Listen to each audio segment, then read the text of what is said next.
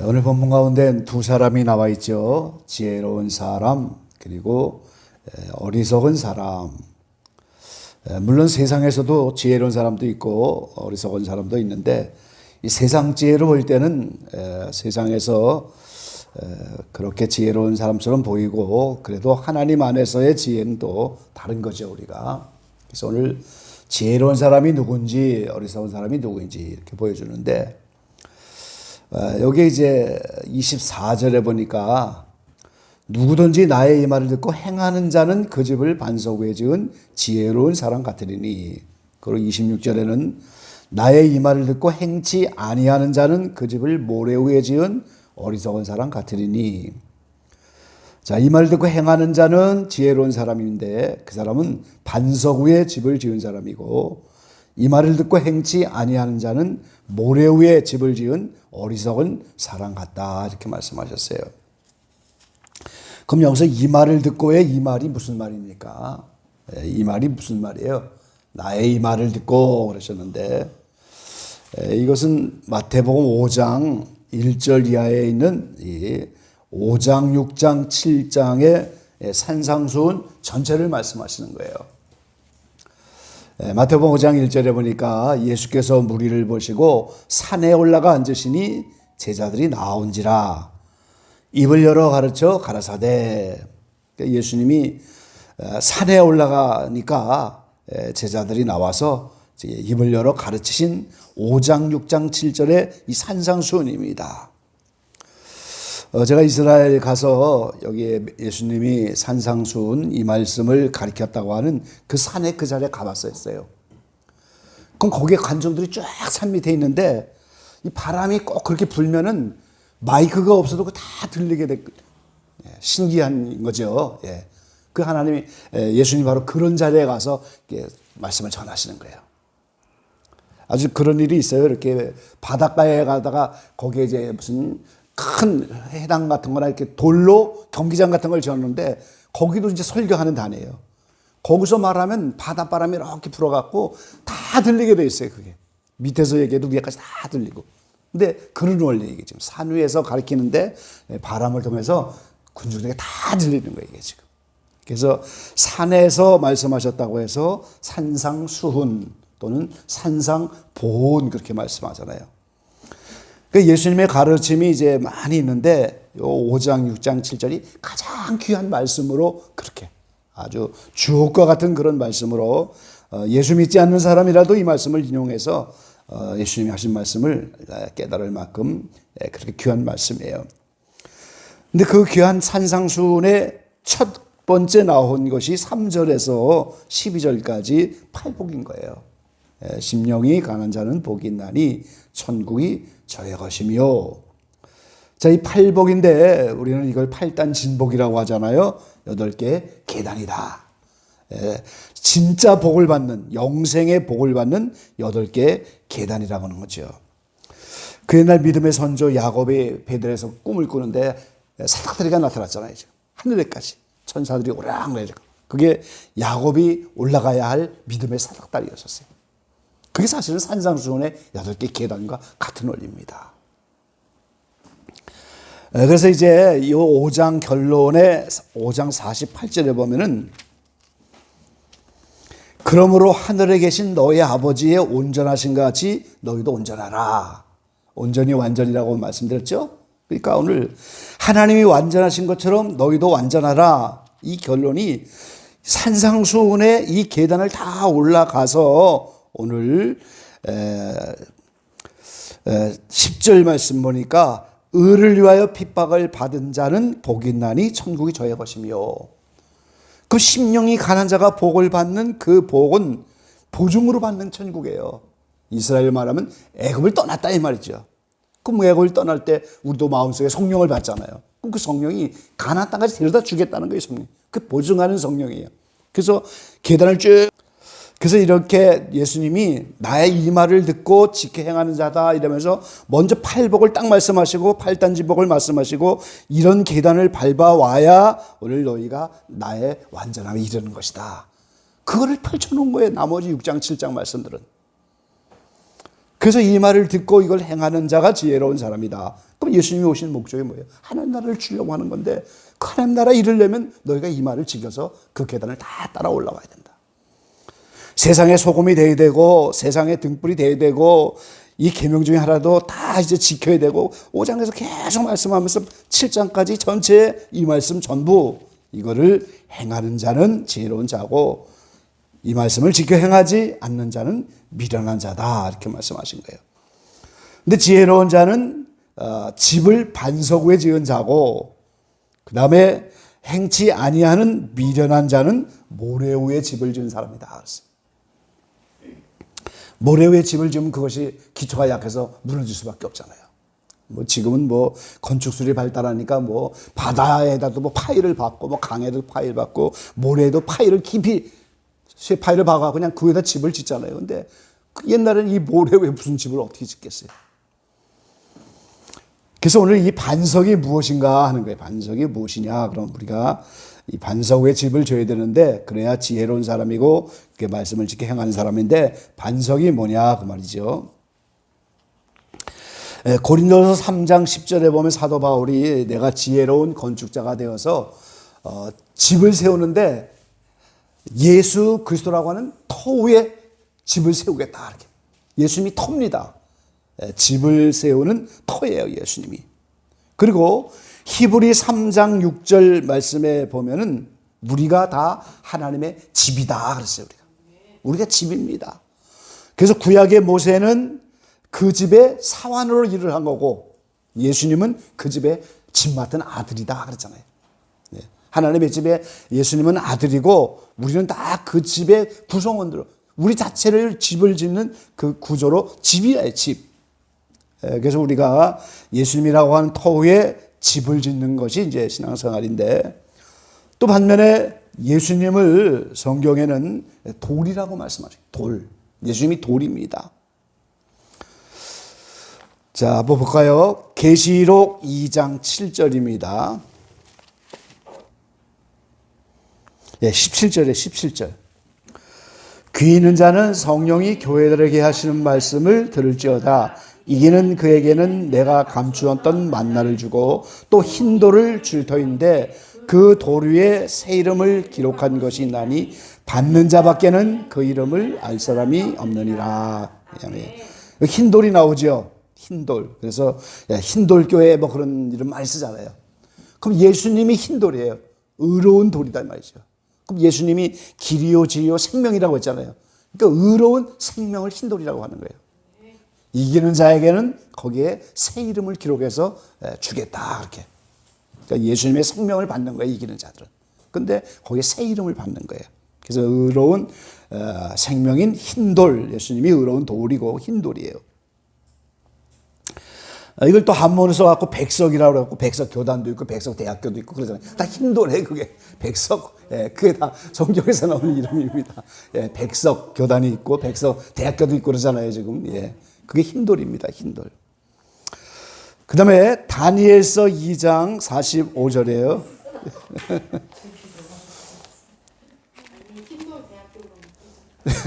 그렇죠. 그러니까 백석이다 그렇게.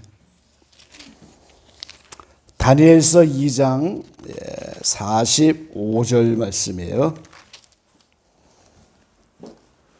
45절 같이 읽어보시죠. 왕이 사람의 손으로 아니하고 산에서 뜨인 돌이 철과 놋과 진흙과 은과 금을 부서뜨린 것을 보신 것은 하나님이 장래일을 왕께 알게 하신 것이라. 이 꿈이 참되고 이 해석이 확실하니이다. 자, 느부갓네살이 꿈을 꿔갖고 이 잃어버린 꿈을 찾아내라고 지금 박사들 다 부르고 찾아내지 못하면 다 죽인다고 하는데 다니엘이 그 꿈을 찾아내잖아요 지금. 그래서 오늘 머리부터 발끝까지 인류 역사가 어떻게 진행될 건가를 알려준 거예요. 근데 먼저 근머리는 바벨론이란 말이죠. 그럼 인류 역사가 바벨론 실제로 메데파사 이런 식으로 지나가는 거예요. 그 다음에 뭐 헬라, 로마 이렇게 쭉 지나가면서 오늘 예수님이 뜨인 돌이 오면은 이제 마지막 철과 진흙이 섞인 이렇고 열왕의 때 그랬잖아요. 지금 열왕의 때 44절에 보면 열왕의 때 그랬어요. 열왕의 때 한 나라를 세우시는데 이게 바로 천년왕국이 세우는 거예요. 그럼 그 열왕의 때가 뭐예요? 온 세계가 10개 그룹으로 묶여진 이 마지막 때를 말하는 거지. 그때 산에서 뜨인 돌이 나타나요. 예수님이 뜨인 돌입니다. 공중 강림하는 예수님을 말하죠. 산에서 뜨인 돌이다 그렇잖아요. 자, 무슨 산에서 오실까요? 예수님이 무슨 산에서 오시냐고 산에서 뜨인 돌이라고 할까요? 우리 로마서 11장입니다. 로마서 11장 25절에서 26절입니다. 25절, 26절. 형제들아 너희가 스스로 지혜 있다 함을 면귀하여 이 비밀을 너희가 모르기를 내가 원치 아니하노니 이 비밀은 이방인의 충만한 수가 들어오기까지 이스라엘의 더러는 완악하게 된 것이라. 그리하여 온 이스라엘이 구원을 얻으리라. 기록된 바 구원자가 시온에서 오사 야곱에게서 경건치 않은 것을 돌이키시겠고 그랬어요. 우리가 사는 시대가 지금 교회 시대잖아요. 지금 이방인 구원 시대입니다. 그럼 이방인의 구원 예정된 사람이 다 차면은 다시 이스라엘 구원을 받는 거예요. 그래서 사도 바울이 이 비밀을 알아갖고 이방인의 사도가 되는 거란 말이죠. 빨리 이방인의 충만수를 채워야 자기 형제 권력이 구원을 받잖아요. 내 형제 권력을 얼마나 사랑해요. 나는 그 속에 저주를 받아도 그들 구원받기를 원한다고 말이죠. 그 이방인을 충만케 해야 오늘 자기 민족이 구원을 받아서 이방인의 사도가 돼서 가는데, 이방인의 충만한 수가 차면은 더러 이스라엘이 완악했다가 구원을 얻는데 구원자가 어디서 온다고 말씀하시죠? 시온에서 오사. 땅에 있는 시온산이 아니고 14만 4천 명이 공중강림할 때 시온산에 올라가 있잖아요. 요한계시록 14장에 보면 그 하늘에 있는 시온산에서 예수님이 오시는 거예요. 그래서 산에서 뜨인 돌, 이렇게 시온산 거기서부터 예수님이 공중강림하여 오셔진 걸 뜨인 돌이다.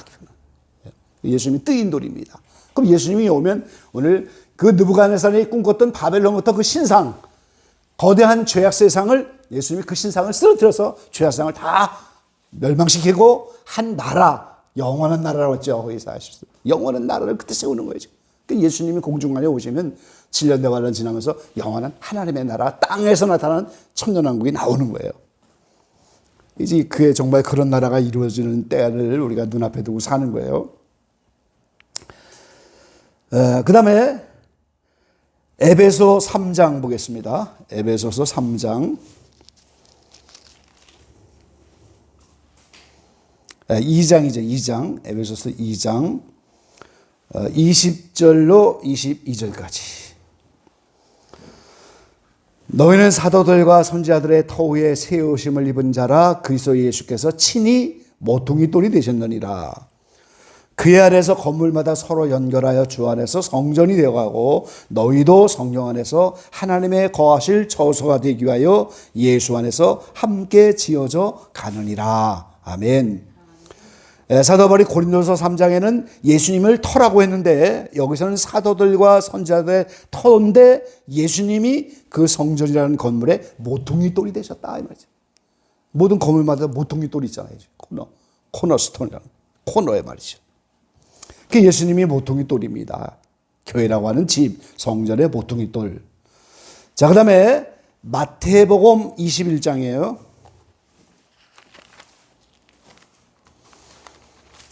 마태복음 21장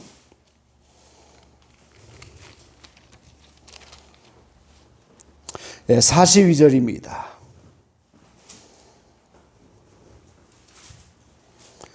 예수께서 가라사대 너희가 성경에 건축자들의 버린 돌이 모퉁이의 머릿돌이 되었나니 이것이 주로 말미암아 된 것이요 우리의 눈에 기이하도다 그랬어요.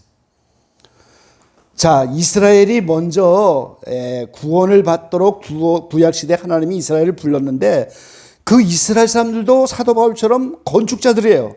그런데 예수님을 버렸단 말이에요. 그래서 예수님은 버림받은 돌입니다. 버린 돌, 그랬죠. 버린 돌. 44절은 그렇게 하셨죠. 이 돌 위에 떨어지는 자는 깨어지겠고 이 돌이 사람 위에 떨어지면 저를 가루로 만들어 흩으리라. 예수님이라고 하는 돌에 맞아 죽는 거예요. 예수님의 그 돌에 떨어지면 깨지고 예수님이라는 돌이 내리면 다 죽게 되어 있는 거죠. 그래서 건축자들의 버린 돌이라 그랬어요. 지금. 자, 로마서 9장 33절입니다. 로마서 9장 33절. 기록된 바 보라. 제가 좋아하는 보라가 나왔어요. 중요한 말씀이죠. 보라. 내가 부딪히는 돌과 거치는 반석을 시온에 두나니 저를 믿는 자는 부끄러움을 당치 아니하리라. 부딪히는 돌. 그 부딪히면 죽는 거예요. 그 예수님 때문에. 거치는 반석이다 그랬잖아요, 지금.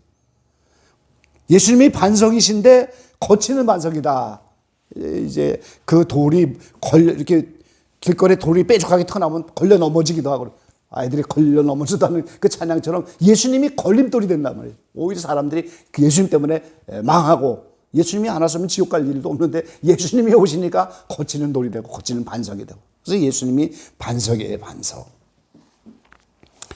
마태복음 16장입니다.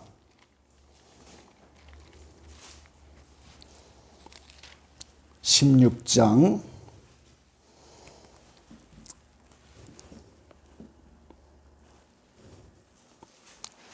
16절부터 볼게요. 시몬 베드로가 대답하여 가로되 주는 그리스도시요 살아계신 하나님의 아들이시니라. 예수께서 대답하여 가라사대 바요나 시몬아 네가 복이 있도다. 이를 내게 알게 하니는 혈육이 아니요 하늘에 계신 내 아버지시니라. 또 내가 네게 이르노니 너는 베드로라. 내가 이 반석 위에 내 교회를 세우리니 음부의 권세가 이기지 못하리라. 자, 예수님이 오셔서 인자를 누구라 하느냐 13절에 물으니까 더러는 세례 요한, 더러는 엘리야, 더러는 에레미야 중 선지자 중 하나라고 하는데 베드로가 정답을 말한 거예요. 주는 그리스도시요 메시아란 말이죠. 기름 부음 받은 자, 살아계신 하나님의 아들이다. 그러니까 하늘에 계신 아버지가 이걸 너에게 알겠다. 이 위대한 신앙 고백을 한 거예요. 그러면서 너는 베드로라. 내가 이 반석 위에 내 교회를 세우리니. 예수님이 베드로라 하는 그 베드로 자체가 반석이라는 의미인데, 베드로의 신앙 고백인 예수님이 바로 하나님의 아들이시고 그분이 메시아다. 그 고백한 그 말, 그게 반석이에요. 거기다가 교회를 세우겠다. 가톨릭 교회는 이제 그렇게 하지 않잖아요. 거기에 내가 천국 열쇠를 내게 준다 이렇게 베드로가 하니까, 베드로가 초대 교황이고 교황이 교회의 기초고 반석이다 이렇게 합니다. 그게 아니죠. 베드로의 신앙 고백이란 말이에요. 내가 내 위에 반석 위에 교회를 세운다 그러니까 베드로 위에 교회를 세웠다는 말처럼 이렇게 해버린단 말이죠.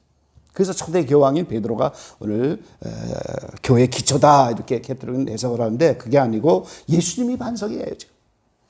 그 반석인데 베드로가 수제자가 되어서 바로 그 반석인 교회를 세우는데 그 신앙 고백이 있어야 되는 거죠. 하나님이 아들신 예수님을 보내셔서 그가 메시아다. 예수님이 반석인 거예요, 결국. 그래서 교회가 오늘 예수님이라고 한 반석을 통해서 우리가 예수님 위에 집을 져야 그게 지혜로운 사람이고, 그 예수님 위에 오늘 집을 지어서 그걸 지켜나가는 사람이 반석 위에 집을 짓는 그런 사람이에요. 근데 중요한 건 또 뭐예요? 예수님은 뭐라고 말씀하셔요? 나는 길이요 진리요 생명이다 그랬잖아요. 그럼 예수님이라고 하는 모퉁이 돌과 그 반석 위에 지는데 그 예수님이 진리 자체잖아요. 생명 자체잖아요. 그러니까 진리 위에 집을 지었고 진리의 말씀을 지켜야 되는 거예요. 그래야 지혜로운 사람이 되는 거예요. 사도 바울이 내가 전한 이 복음 외에 다른 복음이 없다 그러는데, 다른 복음 위에다가 집을 지으면 미련한 사람이에요. 지키지도 못하고 오지. 그러니까 우리가 바른 복음을 찾고 올바른 말씀을 찾고, 그래서 바로 알고 바로 믿고 바로 전하고 계속 하는 거예요 지금 우리가. 왜? 그게 나의 신앙의 기초고 바로 깨닫고 그 바른 진리 안에 오늘 집을 져야 하기 때문인 거죠. 이 세상 사람들도 집을 지을 때 기초가 잘못되면 어떻게 돼요? 한 번은 모래 위에 집을 어떻게 짓겠어요? 그러니까 우리가 이제 집을 지을 때 바른 진리 안에서, 그 다음에 생명 안에서 우리가 비생명 이런 걸 가지고 집을 지으면 안 된단 말이죠. 신령한 영적인 것으로 집을 지어야지 자꾸 세상적인 게 거기 끼어들어오면 안 된단 말이죠. 자, 아브라함에게 하나님께서 내 몸에서 날 후사가 하늘의 별과 같이 많을 것이다. 그래서 이삭을 통해서 유대인들이 생겨났고 믿음의 후손인 우리를 통해서 또 많은 자손이 생겨났잖아요. 다 하늘의 별인데 종 하갈을 통해서 이스마엘이 나왔잖아요. 그건 유업을 받지 못할 자죠. 근데 그건 바다의 모래 같은 자손이 많을 것이다. 모래에 바로. 그러니까 그건 비생명에 있는 생명 얻지 못하는 사람들은 모래예요. 근데 생명을 얻는 사람은 하늘의 별과 같이. 그래서 우리가 생명을 든든히 가진 이 생명 안에서 오늘 우리가 이걸 해야 됩니다. 그래서 우리가 이렇게 지금 우리가 신앙생활 하면서 내가 정말 지혜로운 사람이 되어서 이 말씀을 잘 지켜 행하는지 미련한 사람이 되어서 이제 이 말씀을 지켜 행하지 않는 것인지 우리가 서로가 다 열매를 보아서 알긴 알지만 그래도 잘 몰라요. 그렇죠? 뭐 맨날 쫓아다니면서 볼 수도 없는 거고 뭐 어떻게 알아요? 그렇죠? 어떻게 신앙하는지 모르잖아요. 우리가 다. 열매를 봐서 알지만 우리가 자세한 건 모른단 말이죠. 어느 교회에서 어느 목사님이 그렇게 관연한 처녀가 있어갖고 좋은 신랑을 그렇게 소개해주고 뭐 장로님 아들 뭐 목사님 아들 다 해도 난 결혼 안 한다고. 왜 그러냐 그러니까 아버지가 그게 장로고 어머니가 그게 권사야. 교회에서는 그렇듯한 장로 권사인데 집에만 오면 맨날 싸워. 그 딸이 그걸 보고 식상해갖고 아무리 장로 아들 모두 해도 엄마 아빠처럼 이렇게 신앙생활한 그런 가정이 될 게 뻔하니까 안 하겠다고 그렇게 말해요. 결국 이제 목사님이 자꾸 얘기하니까 고백을 했다고 그래요. 그렇게. 그래서 결혼 안 한다고. 그러니까 우리가 교회를 떠나서 예배만이 아니고 나의 모든 세계라고 하는 재단 외에 나의 삶으로 이걸 지켜 행하는 삶을 살아야 지혜로운 사람인데 그 다 쫓아다니면서 집에까지 보고 다니면서 모르잖아요. 우리가 다. 그거 어떻게 해야 알아요? 비가 내리고 창수가 오고 바람이 불어와야 하는 거예요. 그렇죠? 그럼 비는 뭐겠어요? 하나님의 심판이잖아요. 노아의 때 비가 와. 그 창수가 나는 건 뭐예요, 지금? 비가 많이 오니까 물이 창이 됐다고 그랬잖아요. 창세기에 창이 됐다. 창수가 났다니까 홍수가 났다는 거예요, 홍수가. 배가 이제 뜰 만큼 홍수가 났다. 그 비라고 하는 심판이 내려봐야 이 집이 모래에 세운 집인지 반석을 세운지 그때 결말이 나는 거예요. 바람이 불어봐야 오늘 그것이 집이 어떠한 견고집이지 어디에 세운 집인지 알 수 있는 거예요. 그래서 인생은 심판을 받을 수밖에 없는 거예요. 그래서 바람도 네 바람이란 말이에요. 네 바람. 다니엘서 7장 2절에도 네 바람이 나왔죠. 하나님이 심판을 하시면서 네 바람을 사용하시잖아요. 스가랴 6장에도 네 바람이 나오잖아요. 계시록 6장에도 네 바람이 나오죠. 그럼 백마바람은 뭐예요? 공의롭게 심판하는 바람. 말씀에 근거해서 그대로 심판하는 거예요. 백마. 예수님이 백마 타고 오시잖아요. 홍마는 무슨 바람? 전쟁 바람.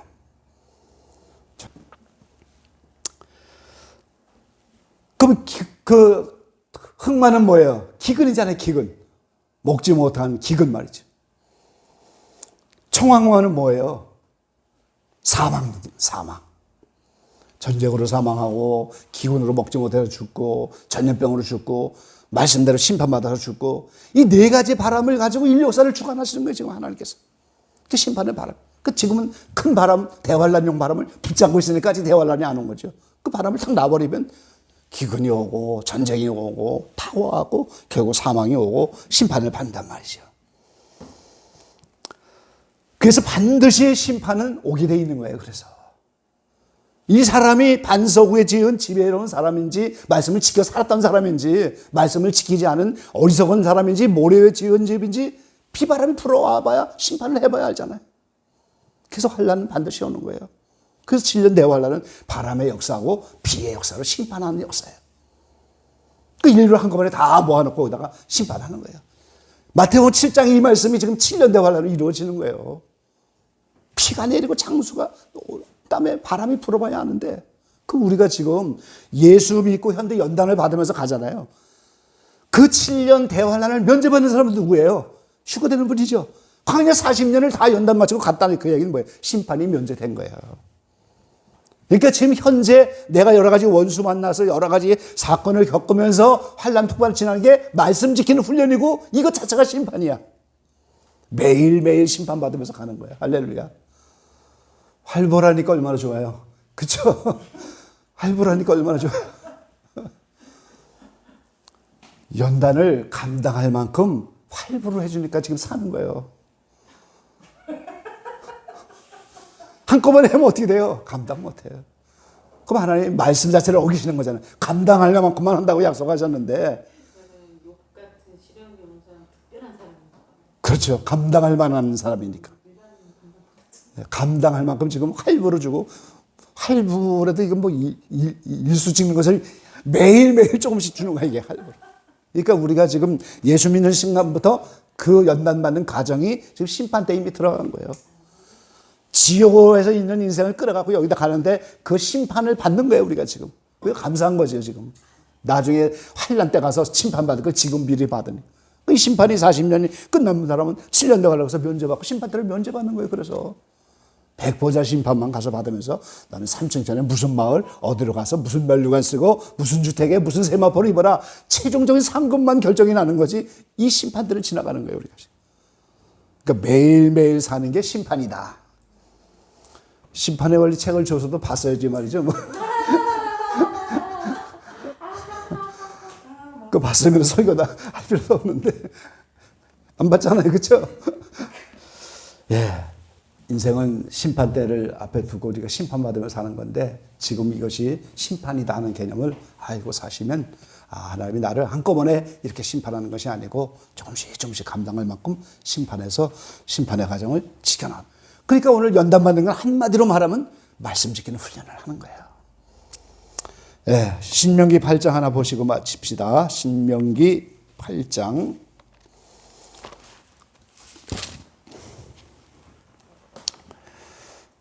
자, 2절에 2절.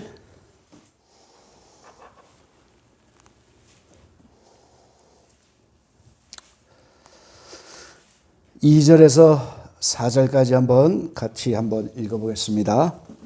네 하나님 여호와께서 이 40년 동안에 너로 광야의 길을 걷게 하신 것을 기억하라.